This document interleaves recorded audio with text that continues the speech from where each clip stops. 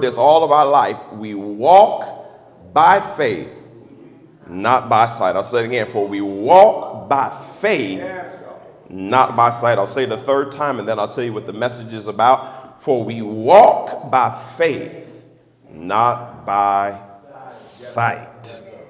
This is a good place to preach from, but I'm not really going to be preaching so much. I'm going to talk about how difficult that is. It's good to talk about, I walk by faith and not by sight. Yeah, that's good in church.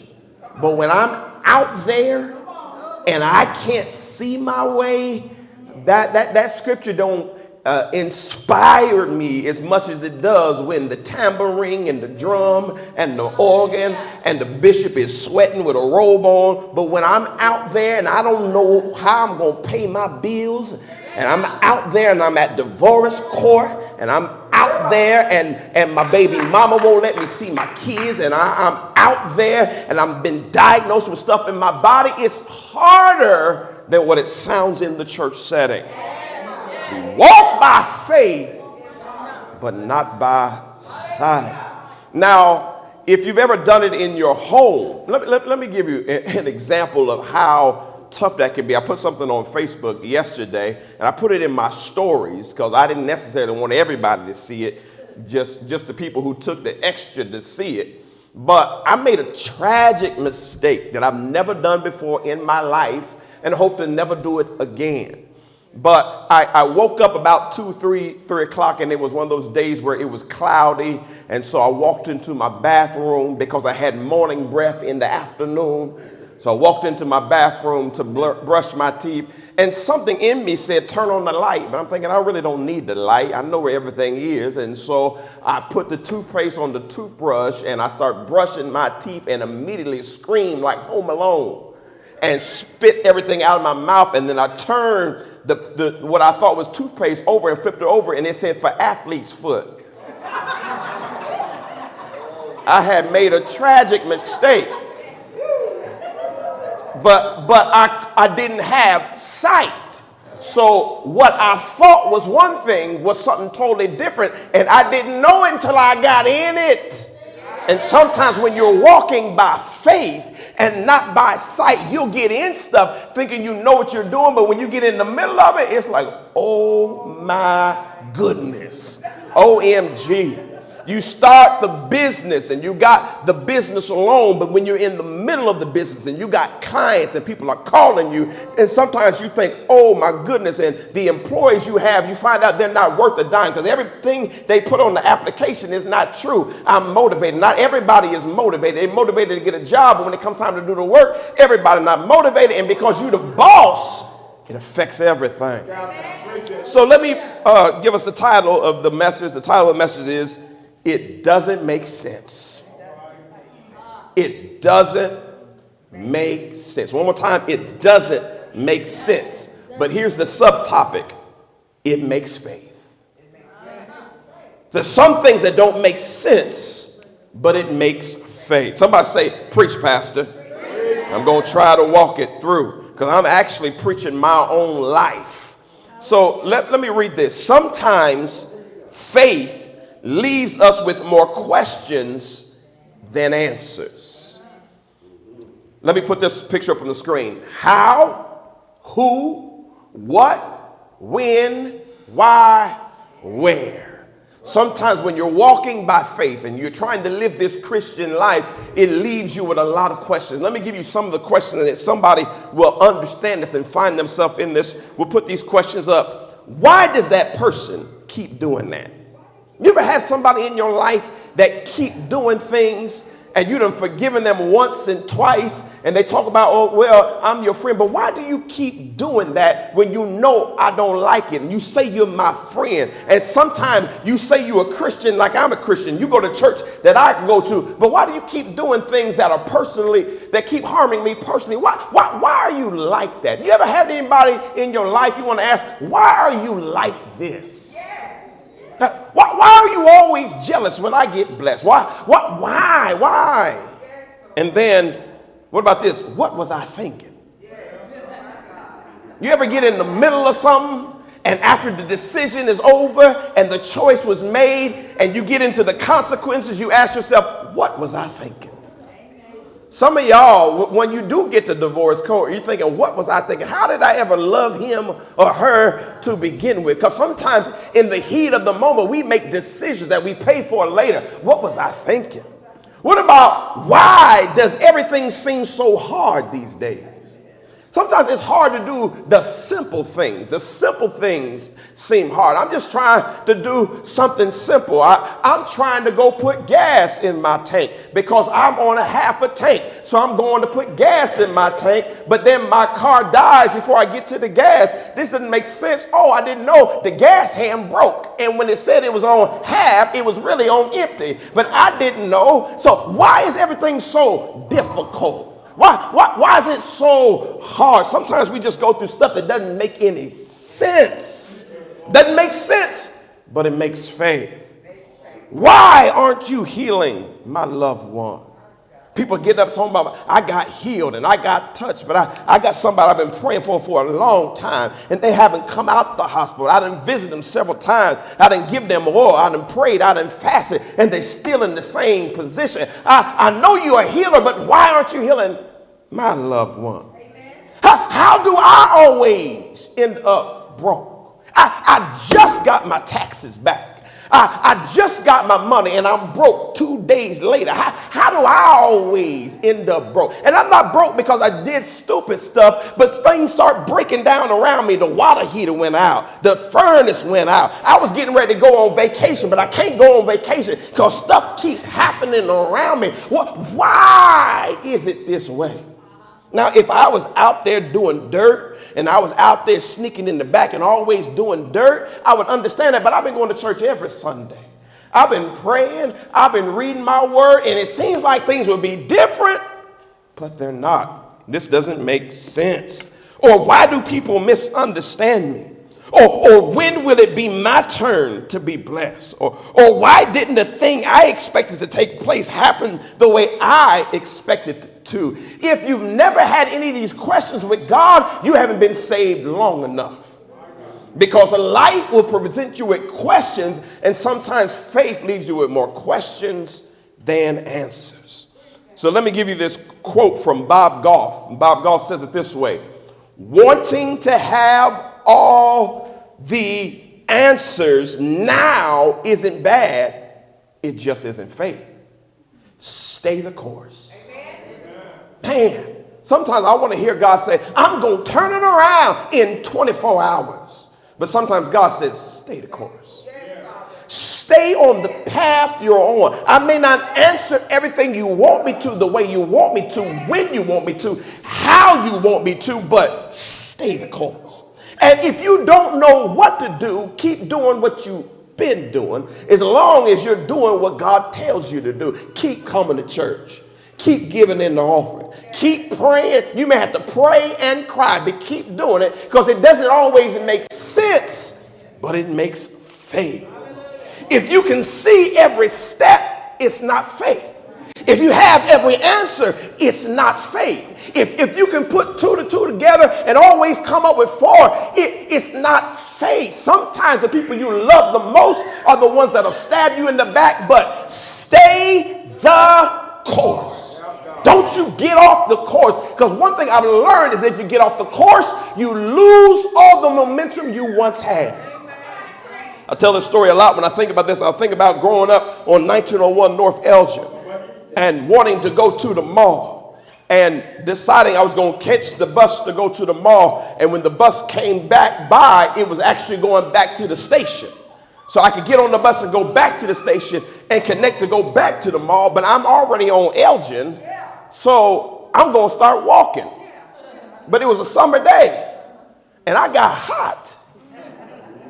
And I was at the end where we used to be Bill McCord Ford before you cross over to where McGalliard is. And I was like, man, it's too hot to go to the mall today. So I turned around, but I saw how far I'd come. If I take all those steps to go backwards, I can take those same steps to keep moving forward.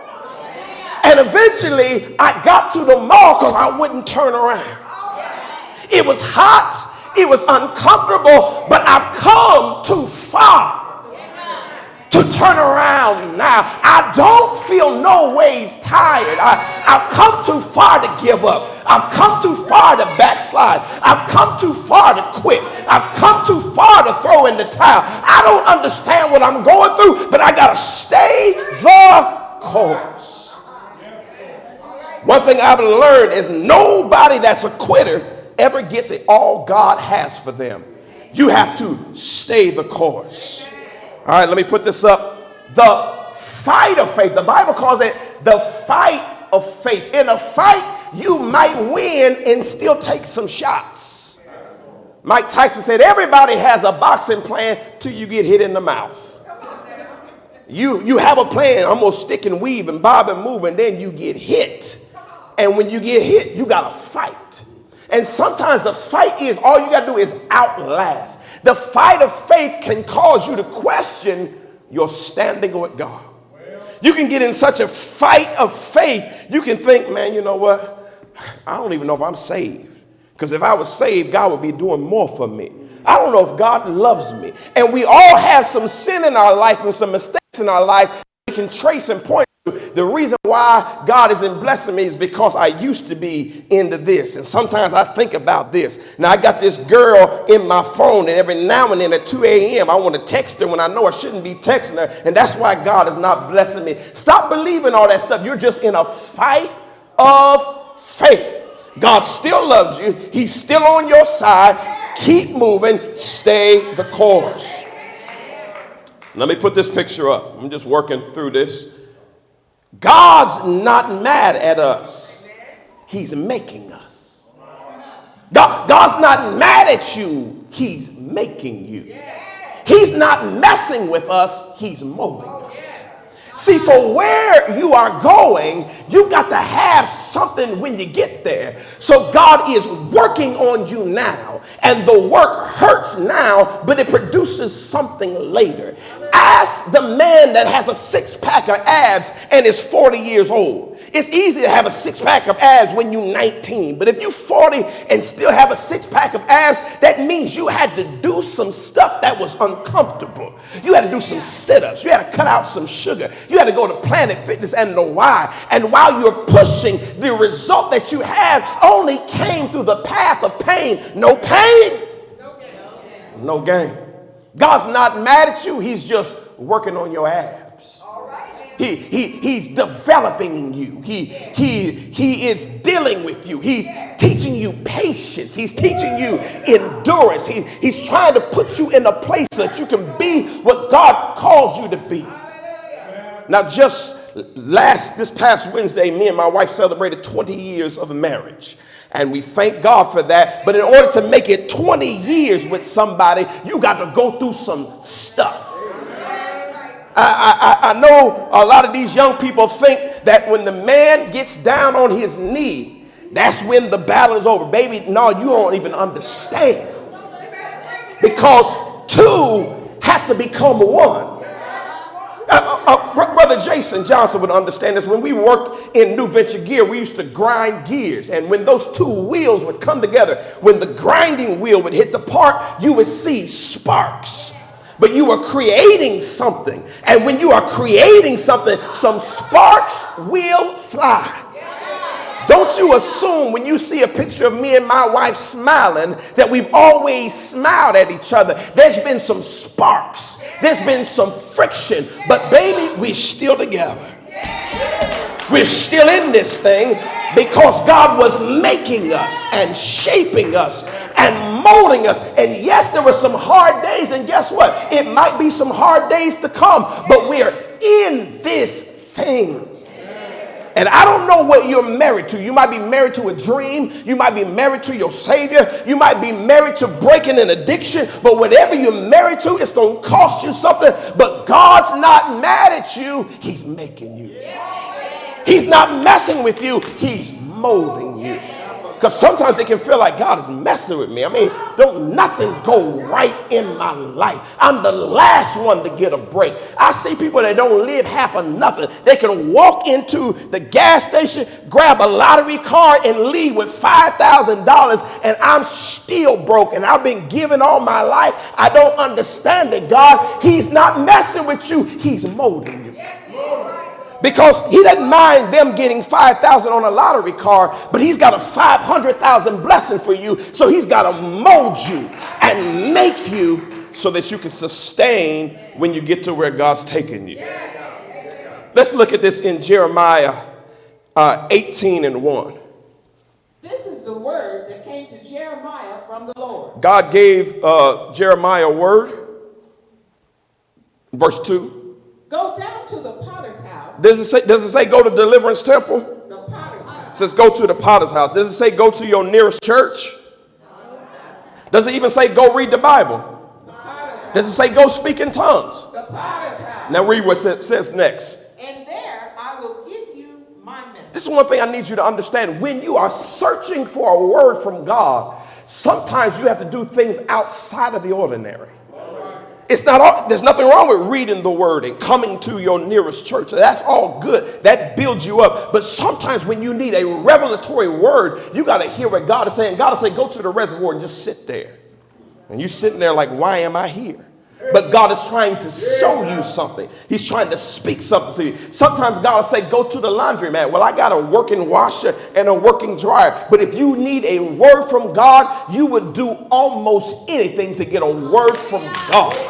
If I got to stay all night in a church service, if I got to go whatever you tell me, but I'm in a place where I need a word from God. And Jeremiah was in that place, and God said, this is what I want you to do. Go down to the potter's house, and there I will give you a message. The next verse. So I went down to the potter's house. No, so I went to my Bible. I went to Deliverance Temple. No, I did what God told me to do. Yes. Some of the reasons why you can't see your way is you will not follow the instruction God gave you.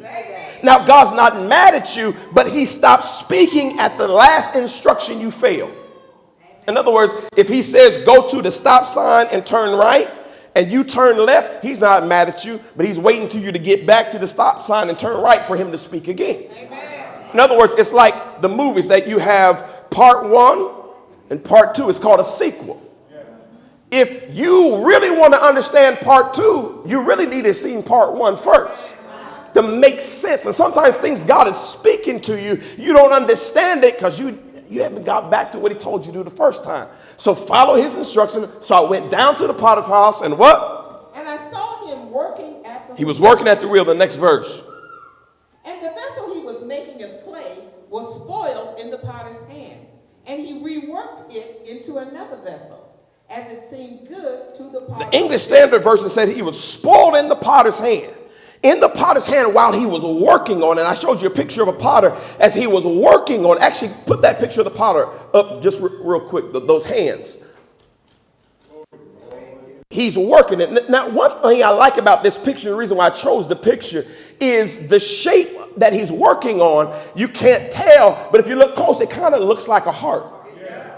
Because God's heart is so pliable towards you that he will work you over to get the imperfection out of you. What you have to understand about clay making is that after it's molded in clay, it goes to the fire. And the fire hardens it. So if there's an imperfection in the clay stage, when it gets in the fire stage, the imperfection is locked in. And so God wants to get the imperfection out of you when he can. So let's go back to Jeremiah 18:4, English Standard Version. And the vessel he was making of clay was spoiled in the potter's hand, and he reworked it into another vessel. He reworked it into another vessel. We're going to put the same verse up in the New International Version. But the pot he was shaping from the clay was marred in his hand. So the potter formed it into another pot. This is important. Shaping it as seemed best to him. As it seemed best to the potter. He shaped it as it seemed best to him. Now let me promise you something. The way God shapes you may not be what you had in mind. I'm doing something that I did not have in mind. I didn't have in mind pastoring the church that I grew up in. I love what I do, but I did not have this in mind. Even when I became a preacher, my thing that I thought I could do is go travel to preach and come back and be here with y'all and whoever else is pastoring. I didn't want to do this. I wanted to be traveling. I love to travel. I love to preach, but I want to be doing them at the same time. I didn't want to travel 7 miles from my house off of Wheeling to here. That's not what I was planning on doing, but that's what God had for me. And guess what? It's what I love to do. Because I allowed God to shape it in what it was best in his eyes. It's not my design. It's what's best in his eyes. The other day I had a little issue with my Cadillac, and the trunk wouldn't open. And so what I didn't do, I didn't go in my wife's GMC and open up the manual to my wife's GMC to figure out what was going on in the Cadillac. No, I went to the Cadillac book because the manufacturer of the Cadillac knows best. So I looked in that to figure out what was going on. Stop going to the wrong source to find out what God is doing in your life. No, go to the source. God, what are you doing? And God will tell you, I'm reworking some stuff. And sometimes the things he's reworking is not because of you. It's because of other folk in your life.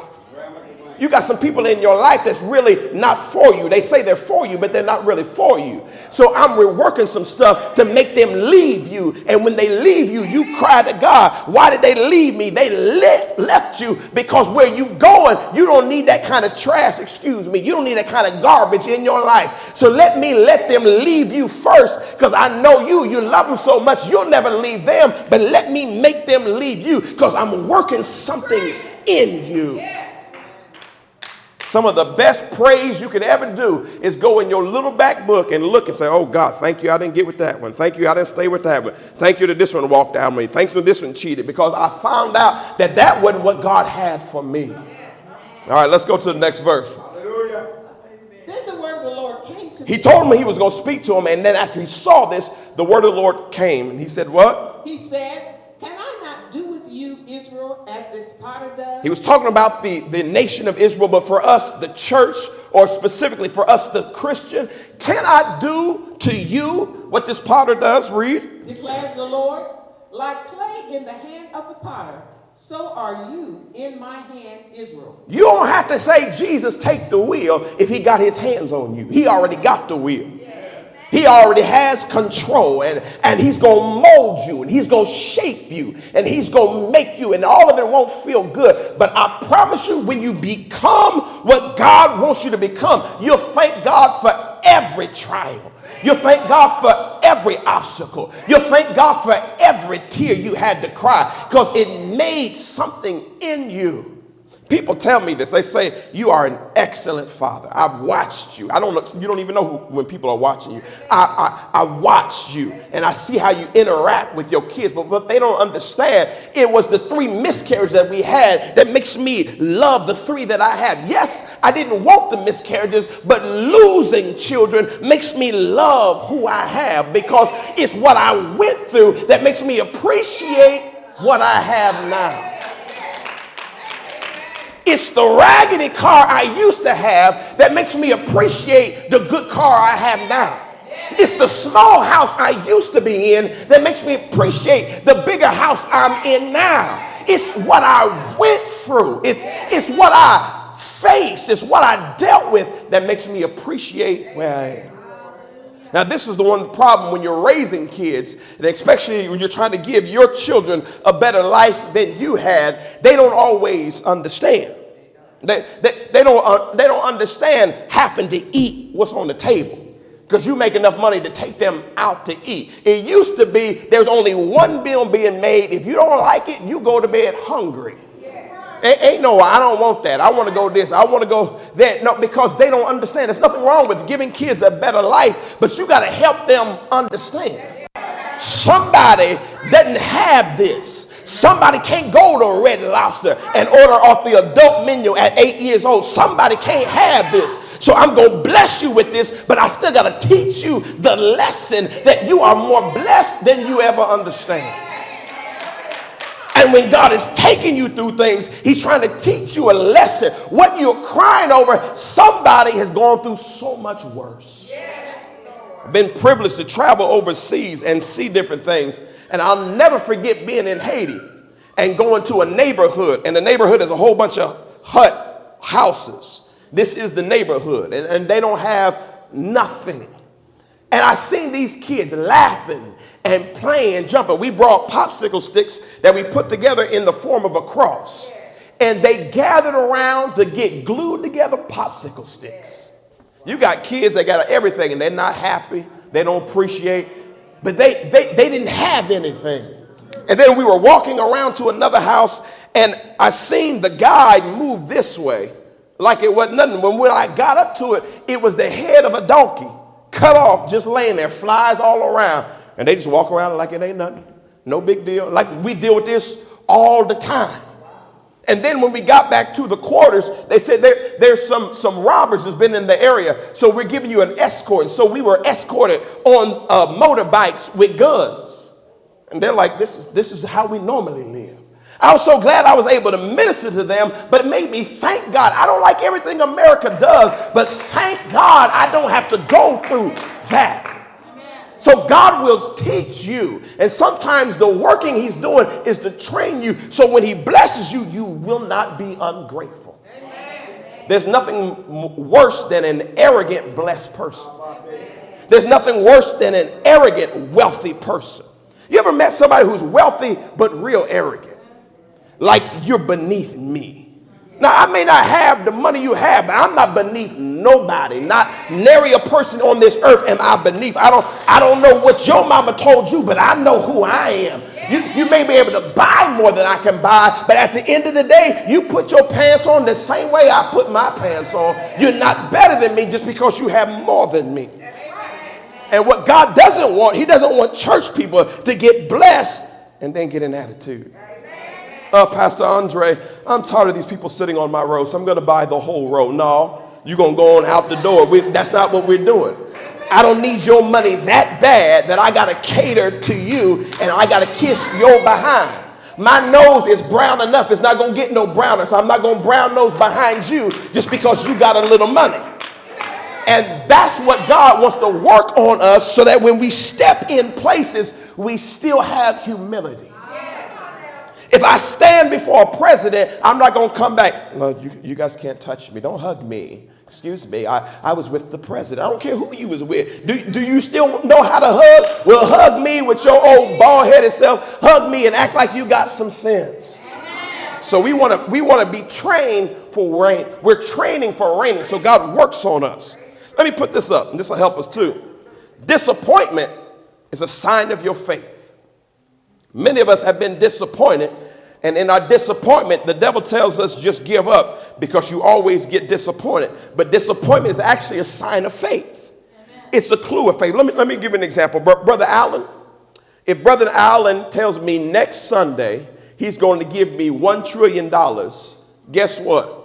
If he doesn't give me $1 trillion next Sunday, I'm not going to be disappointed. I don't know what he have in his bank account, but I don't believe he's a trillionaire.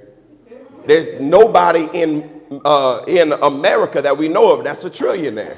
So if he promised to give me $1 trillion, it's not going to disappoint me if he don't do it because I don't believe. But if he promised to give me 10 and he didn't do it, I would be disappointed because I believe that that's something he could do. He could probably give me more than that, but I'm just making a point.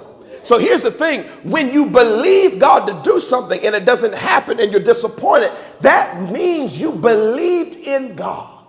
And God will never allow your disappointment to stay disappointment. So let me put this up next. Hebrews 11:1, read.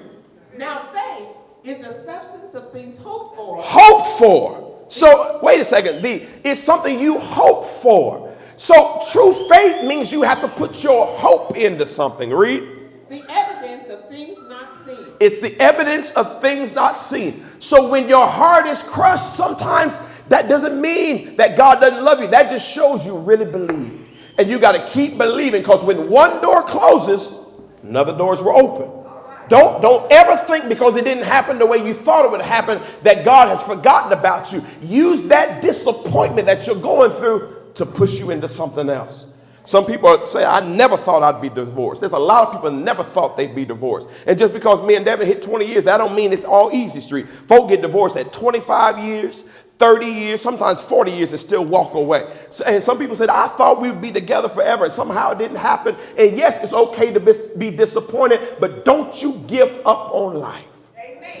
I don't want to make anybody feel bad for any choice they made, but let me put it this way. There is nothing worth you slitting your wrist over.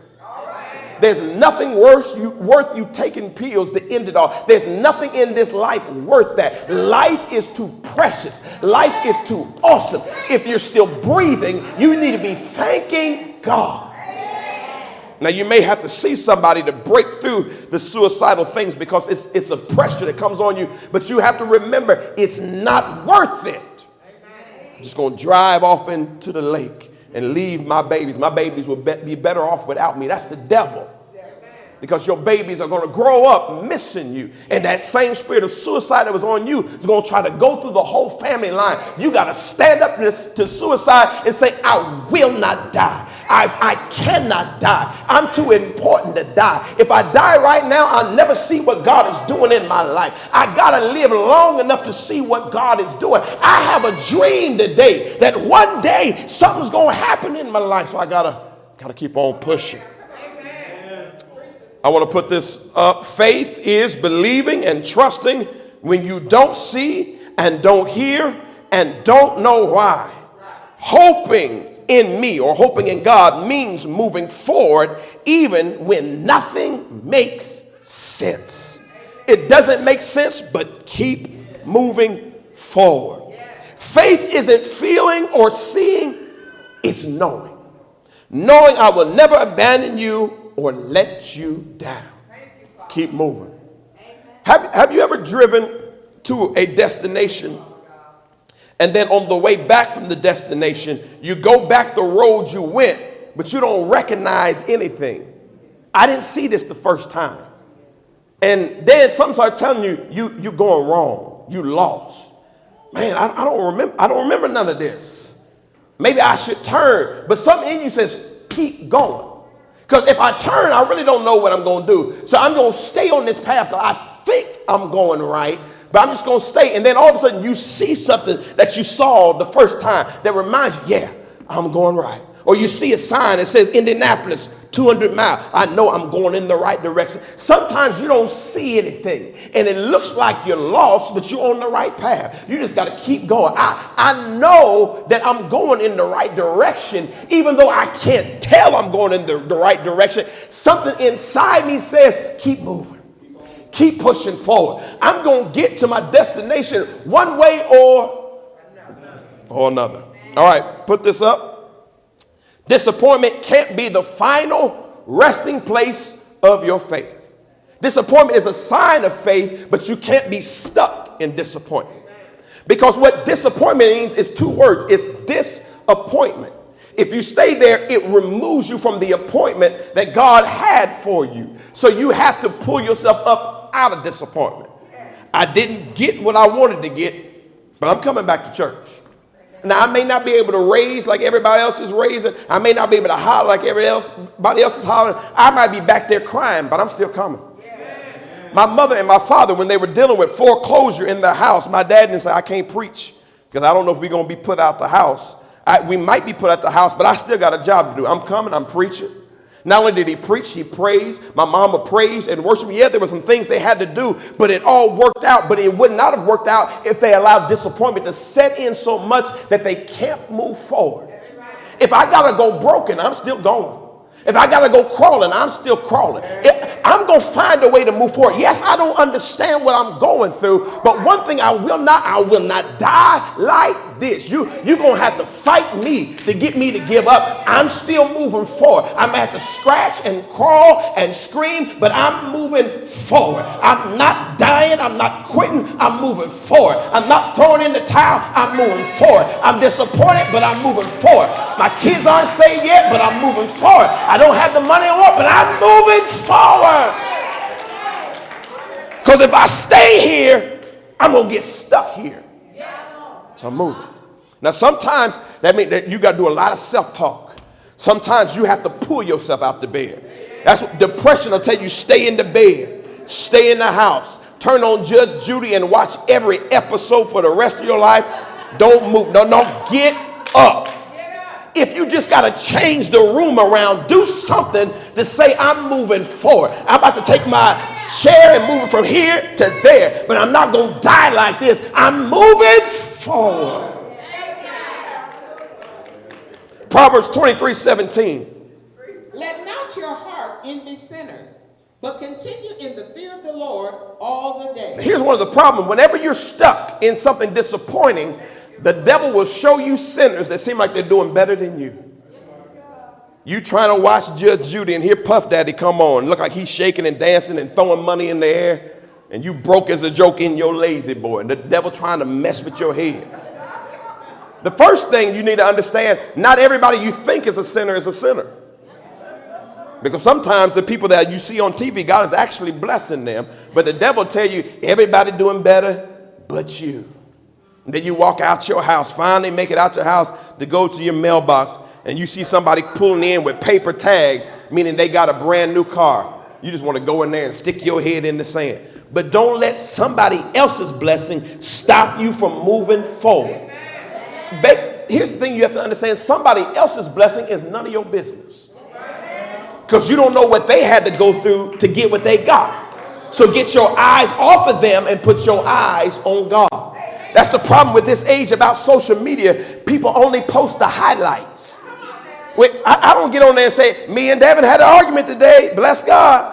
No, I talk about the 20 years of marriage. And so people look at, they be like black love. And then they get depressed about their relationship. Listen, don't look at just the highlights. Everybody everywhere is going through something. So put your eyes on God. And that's what Bishop told us last week with the focus. He said as long as Peter had his focus on Jesus, he was able to walk on the water. All right, let's, did you finish that verse? Yeah, okay, let's go to the next verse. Surely there is a future, and your hope will not be cut off. Surely there is a future. Faith is the substance of things hoped for, but your hope will not be cut off. One writer said, hope deferred makes the heart sick. And there's nothing worse than a dream deferred, a dream dying. But your hope will not be cut off. It says surely. God says, I got something I want to promise you. If you stay in this thing and you keep believing, keep hoping, and keep moving forward, you're not going to die without seeing God do something in your life that's going to remind you, you are still here. And you are still here for me, God. Sometimes in the lowest moment, God will do something just to remind you, baby, I'm still here. I'm still on your side. I still know how to work things out and turn things around for you. I'll give you a quick example of something that happened to me. I got, when I had my shoulder surgery, I got they gave me this ice machine. And before they gave me the ice machine, I remember my mom was there. And because trying to help Devin had to do something, she's going to help me get into my house. And the first thing I asked her, I said, ask the people, is this covered by insurance? Because I don't want to pay nothing out of pocket. So they said, we checked it. It covered, it's free, blah, blah, blah. Well, I kept it for several months, turned it back in. And several months after that, I get a bill talking about you owe X, Y, Z. I'm like, no, y'all said it was covered in insurance. It's funny how people forget stuff. Y'all said it was covered in insurance. And then my insurance company, they said paid in full. They sent me a thing that said paid in full and then sent me a back check of some money. Like the insurance paid too much, you got extra money. So I was fine. I took the extra money, cashed it, put it in my bank account. And then several months after that, they tell me the money your insurance sent you was supposed to go to us because you owe the money to us. And I was talking to God. It's like, God, why would you make me think it's a blessing when it's not a blessing? Really, I done took somebody else's money. And then my credit got jacked up because they reported on the credit, say you didn't pay it back. And God said, don't worry about it. But you know, sometimes when you hear don't worry about it, you don't know if it's God or your flesh. because my flesh didn't want to pay nothing back because they told me it was mine, but I didn't have no real proof. And God said, don't worry about it. To make a long story short, I was doing some credit work, and on there, they had this credit thing that was messing up my credit. So I called to dispute this. I want to dispute this. I had all the information I was going to say. They didn't ask me for none of the information. They said, we'll check it out. We'll get back with you. The next day, that thing was wiped off my credit. My credit jumped back up because God was just letting me know, if you trust me, I know how to fix everything up. I know what the devil trying to do, but just follow me. My credit turned all the way around. And not only that, it was some other medical stuff on there. So you know what? I kept on calling. Every one of them things, they took them right off of my credit, turned my credit around, because what the devil was trying to make me think that what was a blessing was a curse. God said, just hold on. Don't flip out. Don't go crazy. Stay in this thing. I know how to fix it and work it all the way around. And I don't owe Nathan. I don't owe nothing because God fixed it up. Every now and then, God will just do something to remind you, I still control the universe, and I got you in the palm of my hand. And if you trust me, I can make sure your hope will not be cut off. Jeremiah 29:10, read that. But thus says the Lord, when 70 years are completed for Babylon, I will visit you, and I will fulfill to you my promise and bring you back to this place. You may go through some stuff, but I'm going to fulfill my promise back to you. This is the back verse to a very familiar verse. Let's read the very familiar verse next. For I know the plans I have for you, declares the Lord. Plans for welfare and not for evil, to give you a future and a hope. He told him, listen, this may go on for 70 years, but hold on, I'm going to fix this. And sometimes you look at your life and say, man, this has been going through my family for years. We always go through this, but that doesn't mean the buck doesn't have to stop with you. The buck can stop with you. You just know that if you keep moving forward, God's going to turn it around. Somebody say, turn it around, God. All right, let's put this up. Faith perseveres in the harshest of circumstances. Now, this is the other point that I'm going to use from Apostle last week. The 5 Hebrew boys. He really wanted the actual Hebrew name, so I brought that back into the conversation today. But there's something I want to show you about the Hebrew boys. Now, when you say the Hebrew boys, we think of adults. But when you look at the study of it, they were probably taken when they were around anywhere from 14 to 16 or 14 to 17 years old. So they were really young men. All right, let's look at Daniel 1:1. In the 3rd year of the reign of Jehoiakim, king of Judah, came Nebuchadnezzar, king of Babylon, unto Jerusalem and besieged it. They got attacked and taken. Verse 2. And the Lord gave Jehoiakim, king of Judah, into his hand, with part of the vessels of the house of God. Basically, the enemy attacked Babylon, and the whole king got taken. That's what they would do back in those days. Read. Which he carried into the land of Shinar to the house of his God. And he brought the vessels into the treasure house of his God. Took the king and then took the gold. But this is what they would do in those days. They would not just take the king and the gold. They wanted people. They would make people slaves. That's what happened when you conquered the land. Those people, you could take them as your slaves. Verse 3. And the king spake unto Ashpenaz, the master of his eunuchs, that he should bring certain of the children of Israel and of the king's seed and of the princes. He said, I don't just want any slaves. They made a bunch of people slaves, but there's a few people. The king said, I want a few type of people with me. I want anybody that has a kingly line. I want to take them. And he talked to the master of the eunuch. The eunuch was a person who did not have sexual relations, a male who did not have sexual relations, not because he couldn't, but because he was emasculated. And so when you were made a eunuch, that means as a young boy, that means they took off your genitalia so that you would never have any thoughts of doing anything but serving the king. Sometimes we miss stuff in scripture that we gloss over it. But when you study, you find out that was a rough time back then. And some of those things still go on in tribal areas. Let's look at verse 4. Children in whom was no blemish. I'm going to find some children who have no blemish. I don't want just any kind of child. I want good children. Read. But well favored and skillful in all wisdom and cunning and knowledge and understanding science, and such as had ability in them to stand in the king's palace. and whom they might teach the learning and the tongue of the Chaldeans. So the type of people he wanted had done nothing wrong. They had excelled. They were the best of the best, and being the best of the best caused them to be emasculated. Not because of anything they had done, but because they were captured. It just went with the territory. Let's look at verse 6. Now among these were of the children of Judah, Daniel, Hananiah, Mishael, and Azariah. Hananiah, Mishael, and Azariah are Shadrach, Meshach, and Abednego, and Daniel. So when we read about these guys, these are guys who went through Hell, and it was not their fault at all. Sometimes we complain to God, I'm going through a bunch of stuff and I didn't do anything wrong. Sometimes you don't do anything wrong, and that's the exact reason why you're being attacked. It's because of how great you are is the reason why the devil has done stuff to you and hurt you. But I want you to put this up. The cut designed to castrate your dreams can create faith in God's matchless power. If you take everything from me, you cannot take my belief in my God.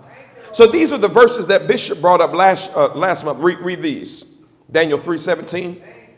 If it be so, our God whom we serve is able to deliver us from the burning fiery furnace, and he will deliver us out of thine hand, Now, O king. these were young men who were bold. Here's the thing. You've done everything you could do to me. You've cut off my manhood, and I'm still strong, and I'm still standing, and I'm still elevated above everything else. You have to tell the devil sometimes you've done everything you can to me, and it still hasn't worked. I should have quit a long time ago. I should have gave up a long time ago. And now you threaten me with something new.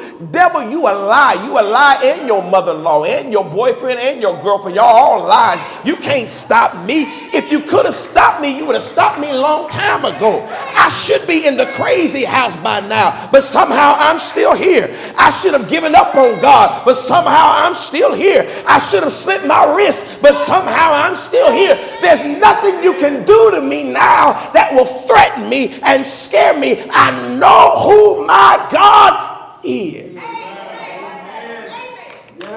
So when they were getting ready to throw him in the fiery furnace, they was like, what else can you do to me? You've done everything you can do to me, and somehow I'm still at the top. Verse 18. But if not, be it known unto thee, O king, that we will not serve thy God, nor worship the golden image which thou hast set up. It don't make a difference if God delivers us or not. We've been through so much with our God that you can do what you want, because to be absent from the body is to be present with the Lord. If you kill me, I know where I'm going. If you think you can stop me, I know where I'm going. And I believe some of the slaves said the same thing. While I'm picking cotton, I still have a Negro spiritual down in my belly. You can beat me to death, but I know where I'm going. I came through the slave ships and I should have died. I got on your plantation and I should have died. You can't scare me. You can't threaten me. I'm too good to go out like this. Every time I get knocked down, I bounce right back up. I got some pep in my step. I got a little lean in me. You can push me over, but I'm coming back. I'm like a palm tree. The storm may push me down, but I'm popping right back up because my roots go deep. And here's the thing. Some people, they give up on God because I can't stop these migraines. I can't serve God because my head hurts. Baby, if a migraine will keep you from God, go on out the door. But if you like me, you got to bring hell and hell's kitchen to stop me from believing in God. You got to throw everything you got at me. And once you do it, I'm still not quitting because I know what I believe. I know who I serve. God's been too good to me. Some stuff been cut off of me, but I still believe. Some stuff's been hurting, but I still believe. I still have God on my side. And the Bible says it this way: the same power that raised Jesus from the dead dwells in your mortal body. If they stop making this a Christian nation and I've got to deny God or die, guess what? I'm just going to die. I'm going to heaven. I'm crossing for, and guess what? I don't have to walk by faith in heaven. I get to see what I've been fighting for. I'm not ready to quit in any way, any shape, or any form. But even if the devil threatens me with death, I'm still moving forward. I told you last week I drive on the road. I've been driving on the road 13 years. Driving back and forth to go to work because our plant closed here in Muncie. And invariably, maybe once a month or once every so months while I'm driving, I hear the devil tell me, one day you're going to run off the road and you're going to die. You're going to hit a semi. You're going to die. If I do die, I know where I'm going. I'm not turning around and going home. Oh, I can't drive on the road. I can't drive on the ice. I'm scared. No, I know who got my back. God's got my back. I should have died so many times on these 13 years. But God has my back. He got my car. He got my wheel. Devil, shut up. I'm not listening to you. If you could have killed me, you would have done it a long time ago. You would have killed me in the womb if you could. But here's the thing. You can't kill me. So only thing you can do is threaten me. But you a liar and the father of lies. I'm going to keep doing what God told me to do. When I went to Haiti, I was warned about the voodoo there. And warned about how they pray and they have witchcraft. And they do those things where they'll poke somebody's a figure's leg so that your leg will be hurt. And they told me to be careful. And I got to think, God didn't bring me all the way to Haiti to be careful. I started talking about demons in Haiti. And guess what? Not one devil tried to even rear its ugly head because it was more scared of me than I was scared of it. I know who I serve. I know who I belong to. God is on my side and he lives inside of me. I ain't scared of nothing. I ain't scared of coronavirus. I ain't scared of bird flu, swine flu. I'm doing what God told me to do. I'm not scared of the heroin epidemic. You can't scare me. You can't punk me. One thing about this fella, I'm nobody's punk. I know who I believe. God has brought me too far to leave me now. I'm ready to do some more things for God. When I get up in the air, the plane got to stay in the air because I'm there. And the only time the plane can go down if God wants me to go down. But God don't want me to go down, so I'm getting on the plane. I'm not scared of a plane. I'm not scared of a cruise ship. I'm not scared of a train. I'm not scared of the road. I know who I serve. And it's time for some of y'all to stop being so scared and fearful. I'm not saying you shouldn't be wise, but know God got your back. God has had my back when I done stupid stuff. Accidentally. The other day I was telling Brother Doug, our pipes had frozen. And we don't have a crawl space. We have a slab, so our pipes should not have frozen. And our pipes were frozen. It was Martin Luther King Day. When I woke up, pipes were frozen. I was like, man, what's going on? So I went to the shutoff valve and went where the shutoff valve was and realized I had left the garage open all night long. Somebody could have came in there and done anything, but even though the garage was open, angels were standing in front of the garage. And can't nobody come in and do anything. Yes, I'm licensed to carry, and yes, I have a gun, but my faith is not in the gun. My faith is in God. And if I have to use the gun, I want God to get in the gun because my faith is not in the gun. My faith is in God. My faith is not in the police. My faith is in God. My faith is in the prayers of the righteous. And they avail much. Please be wise, but know God got your back. Because you would have been dead a long time ago. Got 6 minutes, and we're gonna roll with this. Holy Communion can amplify your faith. One of the things we want to do more in taking communion, and so you can actually get your cups ready because we're going to take communion. We're going to do it just a little different today in the verses that we read. But Holy Communion can amplify your faith. Let's look at Galatians 2:20.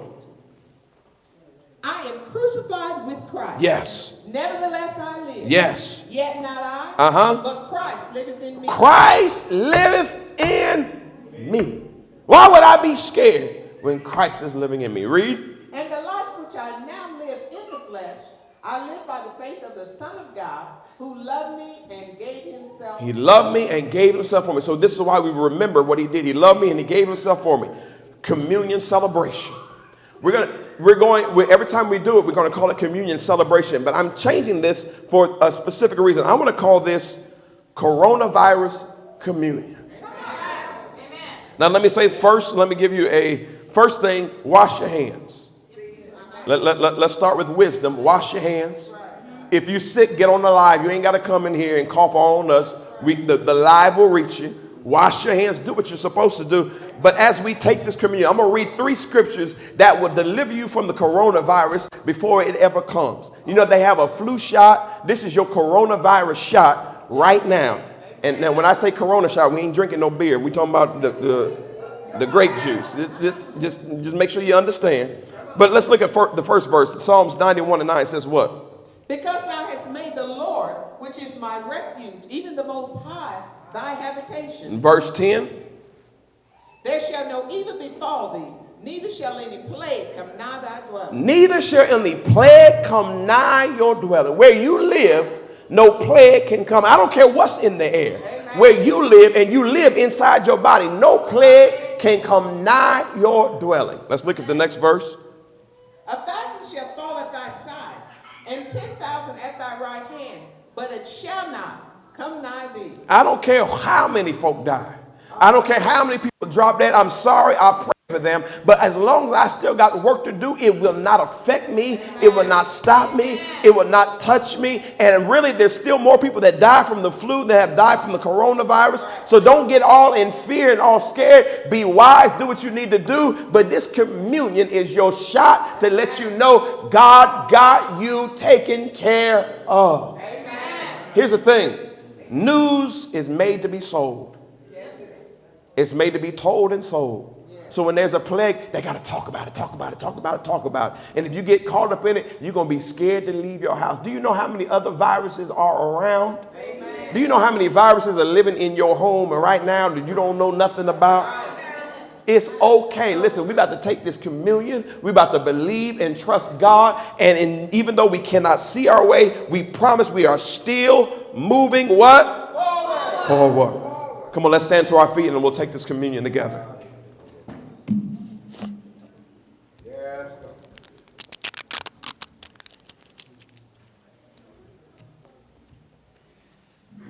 This body is Christ's body. It's a representation of Christ's body.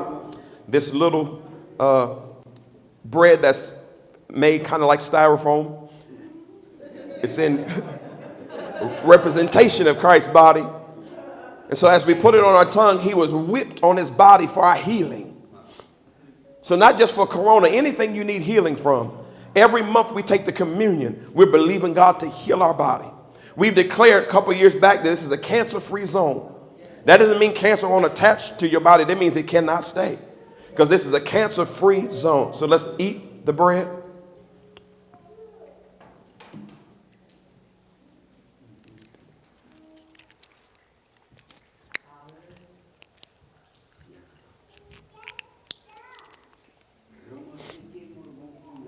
And as we take a moment to grab and open up the juice, this juice is a representation of Christ's blood that was shed.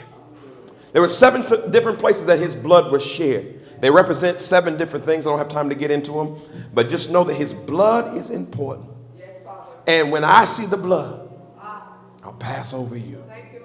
There's a whole bunch of stuff the devil want to do to you. But because the blood is over your life. That's what the old saints would say. We plead the blood. So now let's drink this juice in representation of Christ's protecting and saving blood.